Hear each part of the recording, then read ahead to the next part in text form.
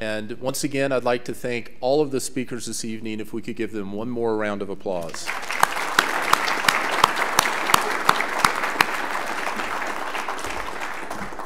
And now, before the reception formally begins, I'd like to turn the podium over to my colleague and the NCAR president, Dr. Antonio Busalacchi.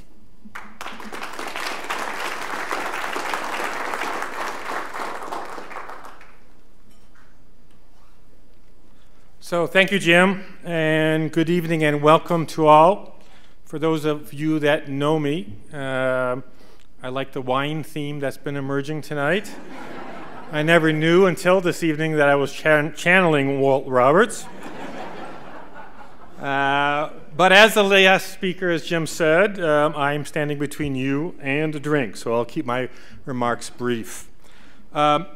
This afternoon's event has a lot of personal meaning for me.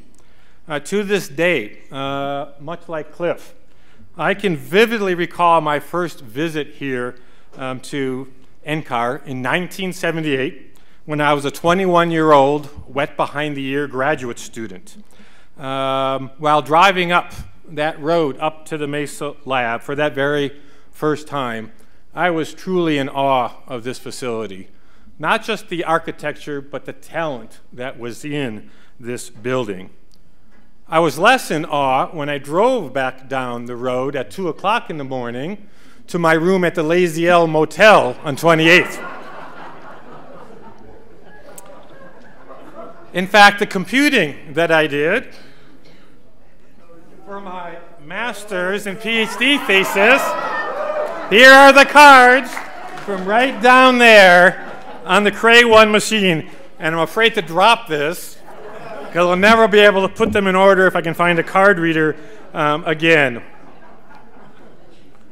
So I do stand in front of you today, 39 years later, as a NCAR president, and indeed very special to me. So having come to this position straight out of academia, I would like to take a moment to highlight the role that the NCAR member universities played in the creation of this beautiful building and institution. You may wonder how a group of scientists actually came to pick such a talented young architect as I.M. Pei to design the Mesa Lab. And we heard some of that story earlier this evening. But at that time, when NCAR began, there were 14 founding member universities. And as it turned out, 7 of those 14 universities had architecture schools. The deans of those 7 architecture departments formed a committee in 1961 to help pick the designer of the Mesa Lab. And the committee weighed several known architects that we heard and clearly made the right choice in I.M. Pei. This is an early example of how collaborations within the university community have led to some great outcomes. In fact, this building was made possible by additional collaborations that extended far beyond the university community to encompass the National Science Foundation, as we've heard this evening, other leading science organizations, the city of Boulder, the state of Colorado, the local business community that supported the concept of the building on the Mesa, and of course, Mr. Pei.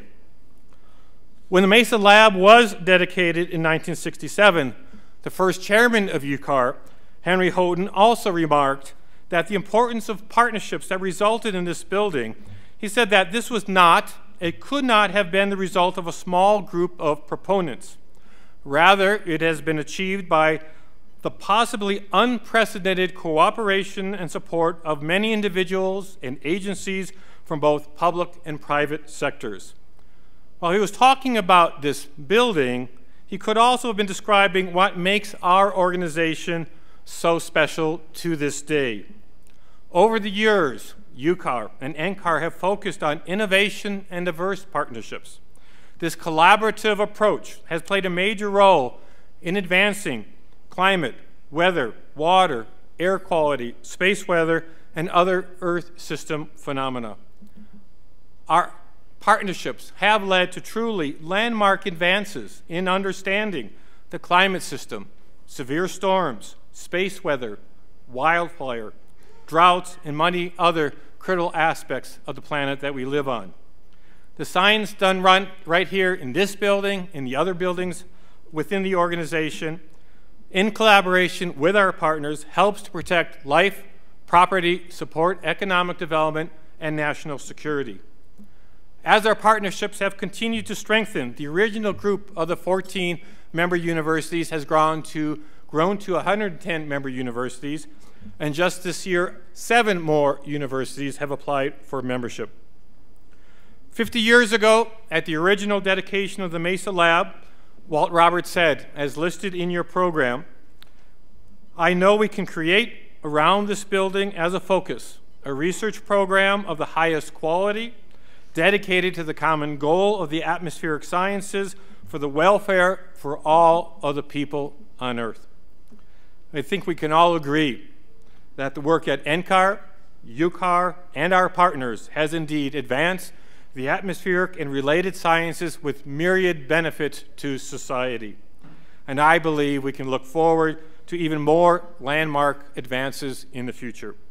So my thanks to all of you for joining us here today. Thank you for your support, and I truly do look forward to the future. Thanks again.